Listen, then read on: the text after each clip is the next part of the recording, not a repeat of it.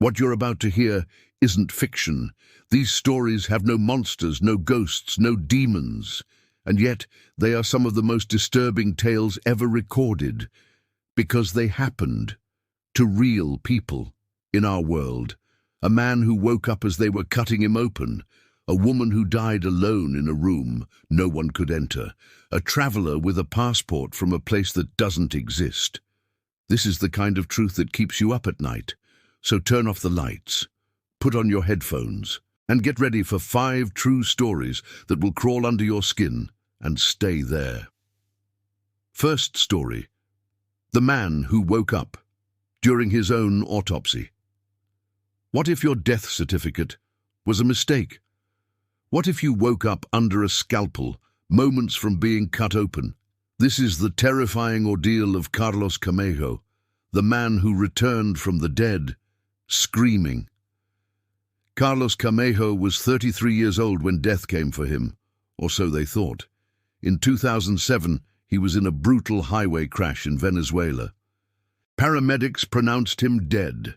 The morgue took him in. The doctors prepared the tools. He was placed on the cold steel table. The autopsy began. A scalpel sliced through the skin of his face. And suddenly, blood started to flow. Then he groaned. Carlos woke up on the autopsy table, awake, aware, in agony. Imagine that moment, the pain, the panic, the sterile smell of death, the cold blade still on your cheek. Doctors screamed. Chaos broke out. They quickly stitched his face and rushed him to emergency care. He lived. To this day, no one can explain how he was declared dead. But Carlos, he remembers the darkness, then the blade. He calls it a second chance. But deep down, he knows he was never meant to come back. Second story: Evelyn's locked room. Mystery. She lived alone, quiet, private, just another face in a crowded city, until one morning she was found dead, in a room sealed from the inside. No one came in, no one went out. No sign of struggle, just her body, and a look of pure terror frozen on her face. What happened to Evelyn Hart in her final hours? This is the locked room mystery, and it has no answer. In 1948, Evelyn Hart was a quiet, introverted writer living in a small New York apartment. Her neighbors said she rarely left her flat and often kept the curtains drawn. One morning, her landlord noticed a terrible smell coming from her unit. After knocking for hours and getting no answer, police were called. They broke down the door. Inside, Evelyn's body was found slumped beside her desk, lifeless. But here's the thing: the door was locked from the inside. The windows were sealed shut. There was no sign of forced entry. Nothing was stolen. The autopsy revealed no physical trauma, no poison, no medical explanation. But her face, her expression was frozen in terror, as if she saw something unspeakable, just before she died. Weeks later, a hidden compartment was discovered under her floorboards. Inside was a leather-bound journal with frantic entries. "I hear them again, behind the walls, whispering, watching me sleep. I don't know how long I can stay here." Was Evelyn driven mad by isolation, or was there something else in that room? The case remains unsolved, and her room has never been rented again. Evelyn's body was buried, her journal sealed, but the whispers never stopped. An airport, a stranger, a passport from a place that doesn't exist.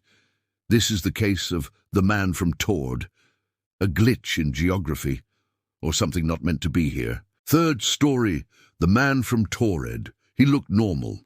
His clothes were sharp, his manners polite, his papers flawless, but his home country didn't exist. This is the baffling case of the man from Tord, and the day reality slipped a gear. Tokyo Airport, 1954. A businessman arrives from Europe. He's calm, confident, but when officials check his passport, everything stops. He's from Tord, a country that, as far as the world knows, doesn't exist. The passport looks real. Stamps from France, Spain, Japan, all legitimate. He insists Tord has existed for over 1,000 years. He even shows them on a map, right where Andorra should be. But he doesn't see Andorra. He sees his homeland. Authorities detain him in a hotel room while they investigate. Guards posted outside. Next morning, gone. The room was locked. No way out. No broken windows. His ID, passport, even his briefcase, vanished. To this day, no one has solved the case. Some say he slipped through dimensions. Others believe he was never from this world to begin with. Fourth story.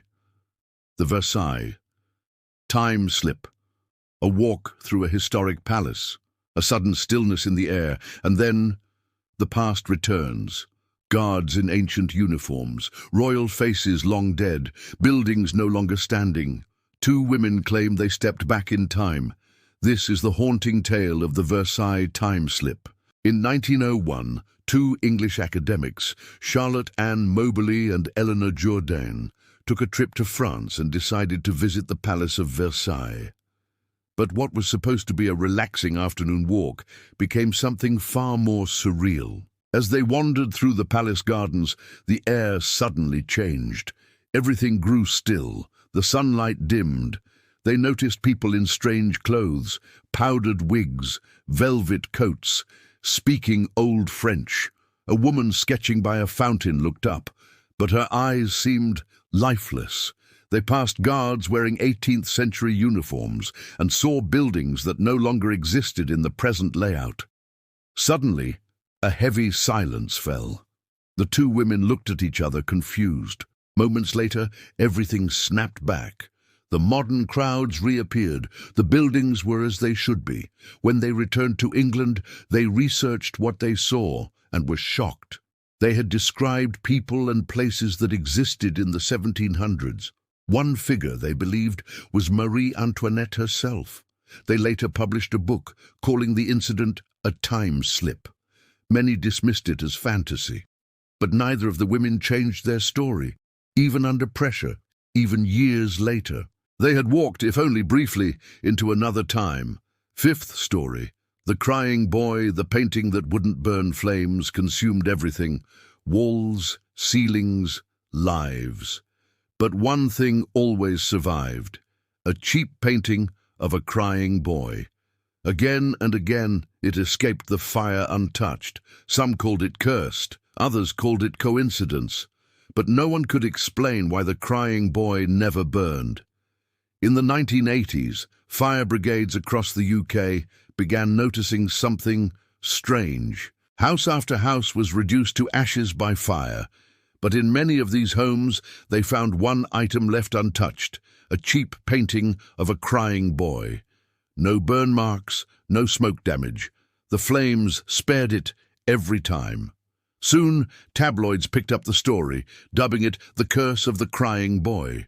Families who owned the painting reported bad luck, job losses, illnesses, sudden deaths. One woman claimed that after hanging the painting, her dog died, and her kitchen caught fire the next day. A firefighter, skeptical of the rumors, took a painting home as a joke. His house burned down a week later, the painting still intact. Eventually, people across the country began burning or throwing away the paintings, but others claimed you couldn't destroy it. That once it was in your house, it stayed until something terrible happened. Who painted it? Why did it survive every fire? No one knows. But some say, the boy in the painting still weeps and waits.